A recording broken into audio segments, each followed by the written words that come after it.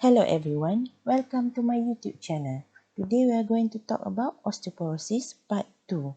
Before we start, there is a disclaimer. This video is for informative learning purposes only. I am advising you to refer to the main textbook or sources that is used in each teaching center respectively. Thank you. Now let's begin. This is a continuation from earlier topic for osteoporosis. The problem with osteoporosis is that it causes both bone mass depletion and bone structure compromise to a degree that is the bone become more fragile and prone to fractures.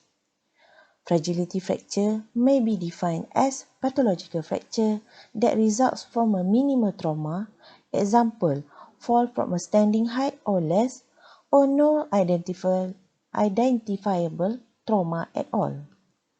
Pathological fracture is a fracture that occurs in a diseased bone with minimal trauma or force.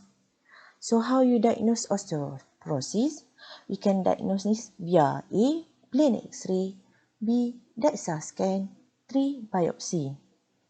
In plain X-ray, loss of 30% to 50% of bone is required before it is detected on conventional radiograph.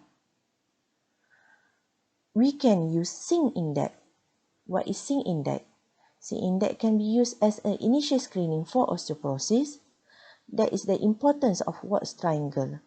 Singh Index describes the trabecular patterns in the bone at the femoral neck and hip.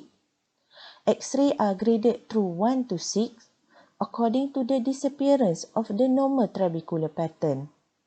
Studies have shown a correlation between a Singh Index less than 3 and a fracture of the hip, wrist, and the spine. 2. DEXA scan is a dual energy X-ray absorptiometry. It's actually a gold standard to measure bone mineral density. BMD is one of the parameters related to the bone strength, and we already discussed about DEXA scan in osteoporosis 1. 3. Biopsy. Biopsy to confirm osteoporosis bone, but the problem is it is too invasive. Histological findings are thin trabeculae, decreased osteon size, and large Haversian and marrow spaces. Next, we are going to talk about FRAX Score. FRAX Score is a fracture risk assessment tool. It combines bone mineral density measurements and clinical risk factor to derive a 10-year probability of hip fracture or major osteoporotic fracture that involve the hip, the spine, humerus, or wrist. Thus identify individuals with high fracture risk.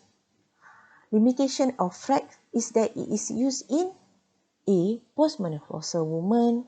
B. It does not take into account dose response or several risk factors include prolonged corticosteroid use. C. Fall or high risk of fall is not included in the FRAX score. Management of osteoporosis can be divided into pharmacological or non-pharmacological management. I am going to talk about non-pharmacological management first. It can be divided into A. We must develop a healthy habits. B. Prevention of fall. C. Exercise. For developing of healthy habits, it is included that we should limit alcohol intake or stop it altogether. Quit smoking if you smoke. B. Prevention of fall. That include using a ambulation assisted device, example like canes and walkers or any other assistance. The patient living environment should be evaluated and modified. Anything in the household that might be hazardous should be removed. The use of hip protectant should be encouraged. All medication that is being used should be reviewed frequently, especially that are sedative or that can compromise the balance that can lead to fall. Vision should be assessed frequently and make sure it is good. Proper lighting at home is a must to prevent fall. C for exercise. Long-term exercise during youth helps increase in peak bone mineral density.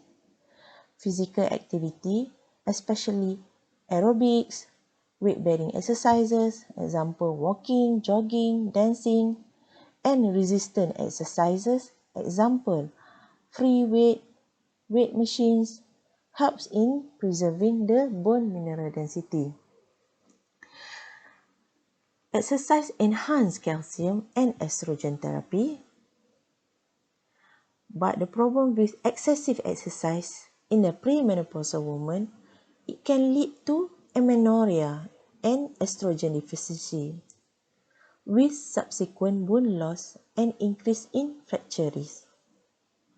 For pharmacological management of osteoporosis, I will cover in the next video.